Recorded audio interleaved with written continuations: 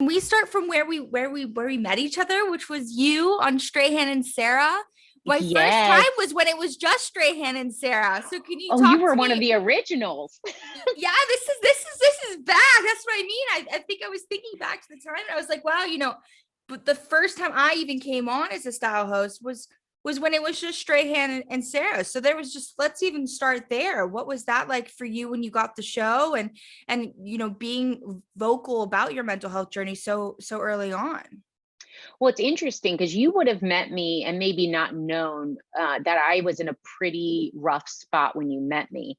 And I Mm, think that's because, typically when people say, "Hey, how are you?" You don't answer each one with, "I'm really not okay." But so it's funny because that 2 years was such a gift to me. It was yeah. 2 years of the show, and I got something I had dreamt of and really was realistic with myself and never thought it'd be possible. And it came along, and it was I got pregnant within a couple months of getting the show, and the pregnancy isn't fully to Wow. blame. There was a lot going on in a parallel lane of a show that was really struggling due to just we didn't really they didn't know the people that created it didn't really know where they wanted it to go, so it was kind of like a Mm, floundering vision.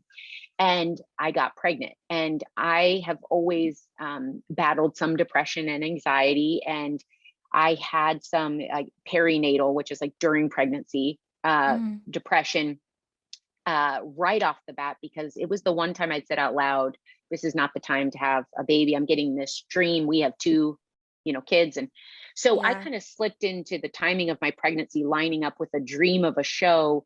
And the show would have struggled anyway, but I think you can't help but blame yourself as you're struggling and a show's struggling and it's not finding its footing. So I kind of, Mm, and then I had the baby and suffered some postpartum, which I'd had with my first as well. So it was like about I feel like it was all the way through the pregnancy. It was about at least a solid year of a that's one of the longest struggles I've had that didn't come up for air much. Like it was a pretty much just a nonstop struggle. And I remember when I met you, yeah. I said to you, and I go, "I hope this comes off right," but you remind me of a mermaid. And when I said it, I meant it from that like little girl inside that sees Yeah. something that is all good and almost hard to come by. And you you would never have known that you were like this light that came in. And from the moment I met you, you were so authentic, so kind, so vulnerable.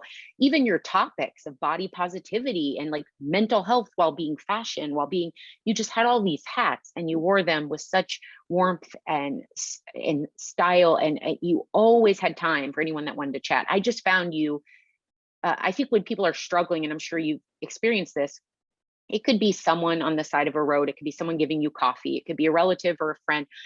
People drop in when you need them. And I've always Mm, said it's like angels among us. And you were that to me. So wow. when I said, Wow. like, you're a mermaid, I meant it even more profoundly than I could have expressed at the time. But It literally, I'm like a little bit holding back tears right now because I think like to know that you were in that space and that I impacted you in any way, shape, or form in that period of your life is an honor. And I think that's why, I am doing what I'm doing here today, and why you do what you do as well, is that we're here to tell stories and we're tell the truth of how our struggles can bring us to our triumphs, and then it's okay to struggle. But there is a lot of layers between a lot of people, and I think a lot of times people are afraid to be able to be honest with each other about what they're going through, and especially when it comes to our workplace, which sometimes can be the most vulnerable place where yeah, triggers can arise. And yeah, a lot of the times, you have those surface level relationships. I mean, I just moved back to LA and I'm dealing with it just personally a lot. Like, I'm realizing, oh my God, there's so many friends of mine where I'm just like, hey, like,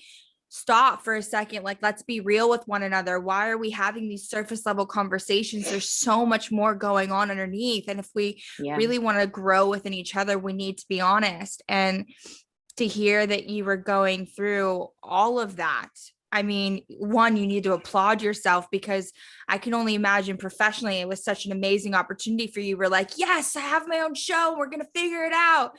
And then all of a sudden you're like, oh, well, baby number three's coming.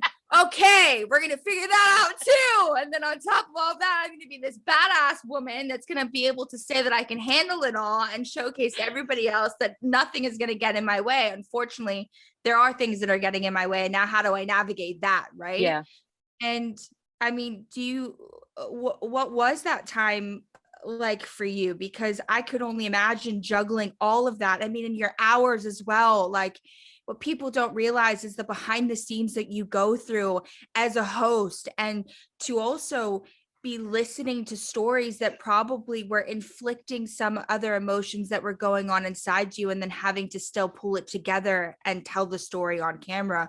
I couldn't imagine what you must have been going through. Well, it was the first time also I hadn't been a part of an institutional show where the producers, everyone behind the scenes, they're top of the line, amazing. This was a kind of ground up, no budget show. So for the first time I was running into, you're already feeling insecure or you're in your head about things. Whenever you're struggling, often you're battling your own voice that's telling you you're Yeah. not worth this, you're not good, you're not, Oh yeah.